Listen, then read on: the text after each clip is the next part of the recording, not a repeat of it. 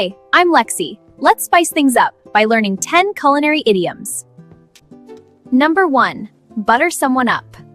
It means to flatter someone in order to get something. Example, he's just buttering the teacher up so she'll give him extra marks. Number 2. Have your cake and eat it too.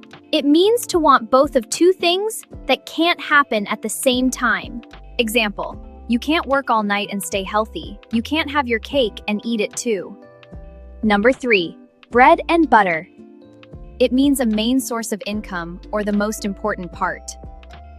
Example, teaching is my bread and butter.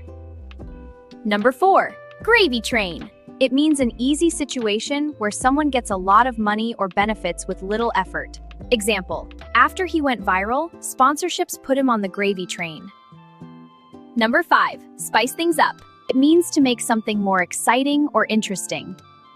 Let's spice things up with a new game. Number 6. A recipe for disaster. It means a situation that will almost certainly go wrong. Example, driving at night without sleep is a recipe for disaster. Number 7. Not ready to come to the table. It means not ready to cooperate or negotiate. Example, he's not ready to come to the table and talk about the project. Number 8. Full of beans. It means full of energy or in a very good mood. Example, after his coffee, he's full of beans and ready to study.